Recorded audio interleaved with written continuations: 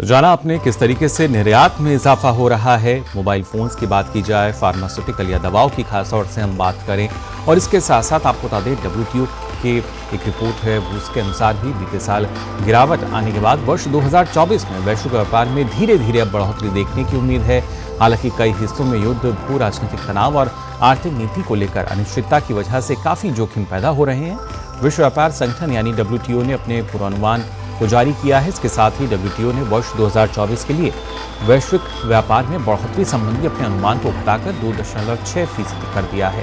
पिछले साल अक्टूबर में WTO ने व्यापार वृद्धि दर 3.3% रहने का अनुमान लगाया था, लेकिन वहीं भारत के लिए पूर्वानुमान में कहा गया है कि वित्त वर्ष 2023 में भारत का माल निर्यात $432 बिलियन था और अप्रैल से फरवरी वित्त वर्ष 2024 में $394.99 अरब का माल निर्यात किया गया। 2023 में वैश्विक माल निर्यात में भारत की हिस्सेदारी 1.8% थी और आयात 2.8% था। डिजिटल रूप से वितरित सेवाओं में भारत की हिस्सेदारी 2019 में 4.4% से बढ़कर 2023 में 6% हो गई। वैश्विक वाणिज्यिक सेवाओं की बात करें तो निर्यात में भारत की हिस्सेदारी 2023 में 4.4% से बढ़कर $344 बिलियन हो गई। विश्व व्यापार संगठन यानी WTO ने बताया कि वर्ष 2024 और 2025 में मुद्रास्फीति धीरे धीरे कम होने की उम्मीद है। इससे उन्नत अर्थव्यवस्थाओं में वास्तविक आय, विनिर्मित वस्तुओं की खपत बढ़ेगी। व्यापार योग्य वस्तुओं की मांग में सुधार पहले से ही स्पष्ट है। ये बेहतर आय संभावनाओं से जुड़ी घरेलू खपत में वृद्धि से संबंधित है।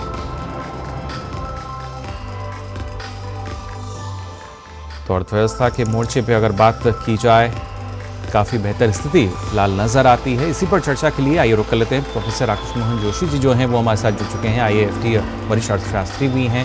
बहुत बहुत स्वागत आपका राकेश मोहन जी। सबसे पहले जानना चाहेंगे आपसे, जिस तरीके से हाल फिलहाल में भारत के निर्यात को देखा जा रहा है, और उसमें भी जब हम मोबाइल फ़ोन्स की बात करते हैं या इंजीनियरिंग इक्विपमेंट्स की बात की जाए, लगातार इसमें जो इजाफा है वो किसी से छिपा नहीं है और पूरे विश्व में एक अलग भूमिका में भारत अब उभरता हुआ नजर आ रहा है। नमस्कार, थैंक यू। देखिए, ये जो भारत की स्थिति जो नई नजर आ रही है, ये बड़ी अनप्रेसिडेंटेड है। जबकि आप देख रहे हैं कि पूरी दुनिया के अंदर अर्थव्यवस्था के अंदर और स्पेशली ट्रेड के अंदर जो नया फोरकास्ट आया WTO को 2.6% आया, जो इन्होंने कम किया है। लेकिन भारत के उसके अंदर कोई वो नहीं है और भारत बड़ी तेजी से एक अधिक वृद्धि के साथ बढ़ने वाली ट्रेड व्यवस्था और अर्थव्यवस्था बन के उभरा है। तो ये इसमें बहुत ही एक नोट करने वाली बात है। आप देखिए, डिजिटली डिलीवर्ड सर्विसेज के अंदर एक्सपोर्ट बढ़ा है और भारत बहुत तेजी से सर्विसेज एक्सपोर्ट के बाजार में बढ़ रहा है और सर्विसेज एक्सपोर्ट के बाजार में भारत का लगभग चौथा रैंक अब हासिल हो गया है डिजिटली डिलीवर्ड सर्विसेज में। तो हम टेक्नोलॉजी को बहुत तेजी से एडप्ट कर रहे हैं। और दूसरा क्या है कि अब आपने देखा, जैसा कि WTO ने भी फोरकास्ट किया है कि ट्रेड के अंदर जो रिस्ट्रेंड है या कंस्ट्रिक्शन है, जो कमी हुई है, वो बेसिकली जियोपॉलिटिकल सिचुएशन एक इसमें बहुत इंपॉर्टेंट रही है। जियोपॉलिटिकल ने पिछले साल रशिया को अफेक्ट किया, उसके बाद में इन्होंने मिडिल ईस्ट को अफेक्ट किया। जियोपॉलिटिकल सिचुएशन के अंदर ये स्वेज कैनाल वाली जो प्रॉब्लम हुई है, और ये इन प्रॉब्लम के जरिए चलते हुए ट्रेड के अंदर थोड़ा सा जो कमी आई है या रेस्ट्रिक्शन हुआ है, उससे भारत प्रभावित नहीं हुआ है। और दूसरा देखा जाए तो एक ये हुआ है कि कमोडिटीज के प्राइसेस में थोड़ा कमी आई है, जिसके अंदर की एनर्जी प्राइसेस है, फूड प्राइसेस जियोपॉलिटिकल इससे बहुत सेंसिटिव होती है, क्योंकि ये स्वेज कैनाल वाली जो प्रॉब्लम हुई, उससे फूड के ट्रेड को मार्ग का डाइवर्जन जो करना पड़ा, उसके कारण जो परेशानी हुई है। तो मुझे लगता है कि भारत ने डोमेस्टिक फ्रंट और अंतरराष्ट्रीय फ्रंट, तीसरा ट्रेड पॉलिसी, इन तीनों के ऊपर एक बहुत ही बैलेंस बिठा के इस व्यवस्था को आगे बढ़ाने के अंदर देश की बड़ा भारी योगदान दिया है। जी राकेश जी, लेकिन इसमें जब हम मेक इन इंडिया की बात करते हैं, किस तरीके से मेक इन इंडिया मुहिम का जो असर है वो आपको नजर आता है आज की इकोनॉमी पे?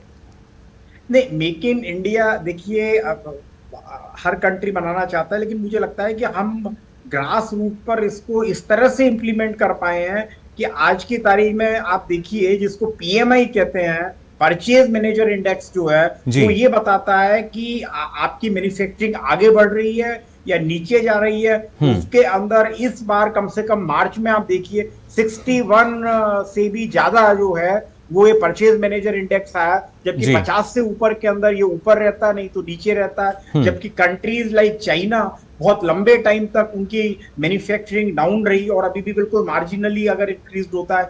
यूके इससे प्रभावित हुआ, बहुत सारे वेस्टर्न कंट्रीज प्रभावित हुए, लेकिन इस पूरे पिछले 2 साल के अंदर हमारी मैन्युफैक्चरिंग बड़ी रॉबस्ट रही है। और वैसे ही both in manufacturing PMI and services PMI हमारा ज्यादा रहा। अब उसके अंदर बहुत सारे फैक्टर हो सकते हैं। Infrastructure was a big factor. पिछले साल जैसे आपने बजट में देखा कि भारत ने हमने $10 ट्रिलियन का प्रोविजन, 10 ट्रिलियन रुपीस का प्रोविजन किया इंफ्रास्ट्रक्चर डेवलपमेंट में, स्टेट का प्रोविजन किया। इस बार के इंटरिम बजट के अंदर इंफ्रास्ट्रक्चर को जोड़ दिया गया और इससे लॉजिस्टिक्स और पूरी सप्लाई चेन, आपूर्ति श्रृंखला के अंदर भारतीय उत्पादों को न केवल देश में बट अंतरराष्ट्रीय बाजार के अंदर भी कॉम्पिटिटिव बनाने में बड़ा भारी योगदान।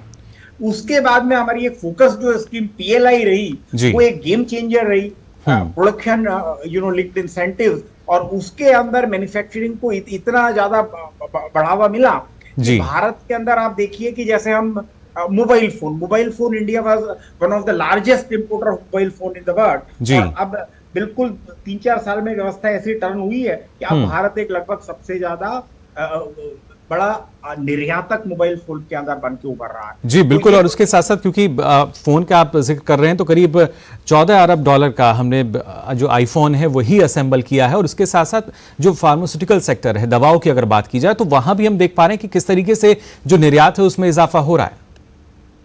फार्मास्यूटिकल तो मतलब इट्स ए वेरी इंटरेस्टिंग कहानी जी। फार्मास्यूटिकल में India has been the pharmacy of the centre, but पिछले कुछ सालों में ऐसा हुआ था कि इंडिया से बेसिक फार्मा प्रोडक्ट शिफ्ट होके और चाइना उसको एक्सपोर्ट करने लगा था, एपीआईज वगैरह को। लेकिन अब आप देखिए कि आफ्टर कोविड मेरे ख्याल से we have done a complete turn around in terms of the pharmaceutical sector. उसके अंदर न केवल प्रोटेक्शन, कोविड प्रोटेक्शन गियर्स है, वैक्सीन है, एंटीबायोटिक्स हैं and number of generic drugs. तो उसके अंदर इंडिया न केवल बहुत कॉम्पिटिटिव प्रोड्यूसर है बट उसमें निर्यातक भी है। और फार्मा के अंदर भी ऐसे बहुत सारे टारगेटेड इंटरवेंशन सरकार के रहे हैं जिसके कारण फार्मा निर्यात के अंदर भारत एक सक्षम निर्यातक बन के विश्व बाजार में उभर रहा है बड़ी तेजी से। जी बिल्कुल। और राकेश जी अगर देखा जाए, क्योंकि जब हम बात कर रहे हैं कि कैसे जो मैन्युफैक्चरिंग है उसमें इजाफा नज़र आता है, पीएमआई इंडेक्स का आपने जिक्र किया, या निर्यात जो है वो लगातार बढ़ता हुआ नज़र आता है, इसके ज़रिए जब रोज़गार को हम देखते हैं वो किस तरीके से आप उसको देख पा रहे हैं, ना सिर्फ जो डायरेक्ट बेनिफिट के तौर पर देखा जाए या और भी जो अप्रत्याशित जो रोज़गार है उसमें भी इजाफा दर्ज किया गया है?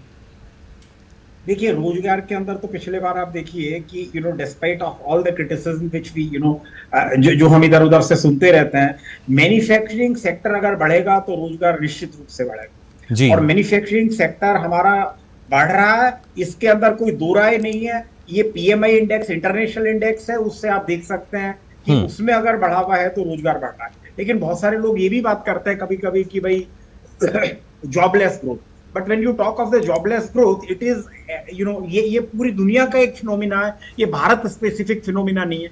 फिर भी हमने रोजगार परक क्षेत्रों में जैसे एमएसएमई सेक्टर है, टेक्सटाइल है, एग्रीकल्चर है, उसके अंदर जो जितनी भी बढ़ोतरी है और निर्यात में बढ़ोतरी है वो निश्चित रूप से इस चीज को इंडिकेट करती है कि ये रोजगार के ऊपर एक positive and a long term impact पैदा कर रहा है। और आप इसका परिणाम आपने पिछले कुछ मंथ में देखा कि हमारा रोजगार निश्चित रूप से बढ़ा।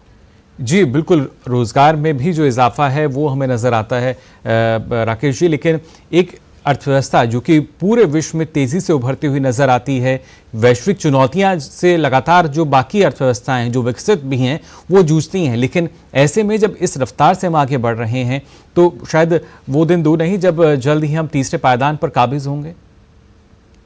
वो तो ठीक है, तीसरे पायदान पे काबिज होंगे, बट सबसे इंपॉर्टेंट ये है कि हम किस तरह से आगे जा रहे हैं। तो हमने उसके अंदर डोमेस्टिक पॉलिसी में भी अडॉप्ट किया है, जैसे पीएलआई स्कीम है, बहुत सारी एक छोटी छोटी इतनी एमएसएमई के लिए स्कीम्स हैं, एग्रीकल्चर के लिए स्कीम्स हैं, और सबसे इंपॉर्टेंट उसका इम्प्लीमेंटेशन। अब आप देखिए पूरी दुनिया के अंदर ये कह रहे हैं कि इम्प्लीमेंटेशन जो है, हमने डिजिटल टेक्नोलॉजी को लिवरेज किया है उसके इम्प्लीमेंटेशन के लिए, वो पूरी दुनिया में कहीं ऐसा नहीं हो पाया, और उसके लिवरेज से इसका फायदा जो है वो लोएस्ट लेवल तक पहुंचा है। और इसके अलावा, हाँ, तो इसके अलावा भी आप देखिए तो ये क्या है कि ये एक बहुत ही सोची समझी कॉम्प्रिहेंसिव रणनीति है।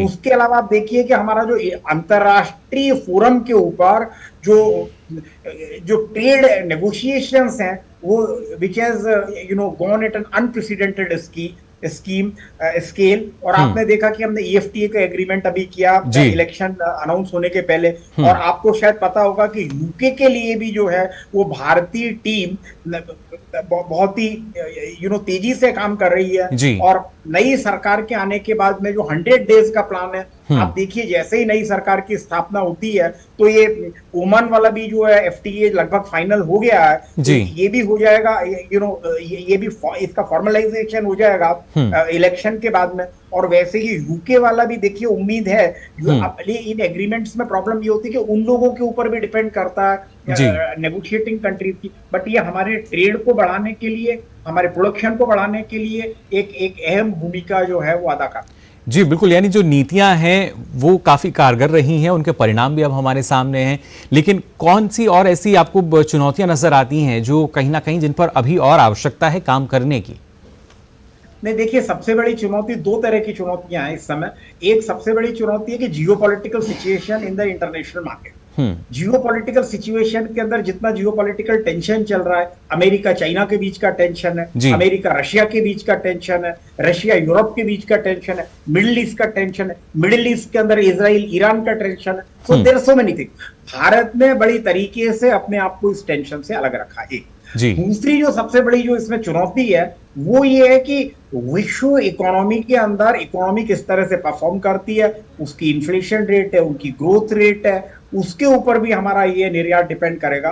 लेकिन भारत ने बहुत ही कैलकुलेटेड मूव जो किया है हमारा, वो ये है कि हम किसी कॉन्फ्लिक्ट के अंदर सीधे तरह से कहीं भी इन्वॉल्व नहीं है, तो उससे हमारा मिनिमाइज हुआ है। और जो सबसे बड़ी चुनौती है इंफ्रास्ट्रक्चर की है, पॉलिसी की है, डिजिटल ट्रांसफॉर्मेशन की है, उसके ऊपर भारत सतत प्रयासरत है, कार्यरत है, एवं उसका इंप्लीमेंटेशन जो है वो अनप्रेसिडेंटेड स्केल से हम कर रहे हैं। जी बिल्कुल, और जब हम संभावनाओं की बात करते हैं, नए अवसरों की बात करते हैं, क्योंकि आज के समय में एआई का इस्तेमाल भी लगातार हो रहा है, और जैसा अभी आपने भी बताया, हमने अपनी रिपोर्ट में भी बताया दर्शकों को कि डिजिटल सेवाओं में किस तरीके से लगातार अब इजाफा हो रहा है। तो क्या ये जो साल है, वित्त वर्ष जो है 24-25, इसमें भी कुछ बड़ा बदलाव ऐसे ही हमें नजर आएगा?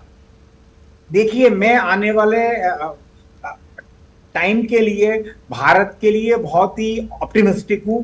और जिस तरह से अंतरराष्ट्रीय बाजार के अंदर आप देख रहे हैं, एक के बाद एक इंटरनेशनल ऑर्गेनाइजेशंस अपनी रिपोर्ट दे रहे हैं कि India is the shining star in the midst of A turmoil across the world. और हमारी स्टेबिलिटी है जो चाइना की भी स्टेबिलिटी नहीं रही है। चाइना के अंदर आपने देखा कि प्रॉपर्टी क्राइसिस रहा, उनके ऊपर इंडस्ट्रियल प्रोडक्शन का क्राइसिस रहा, हम उससे बिल्कुल अलग रहे।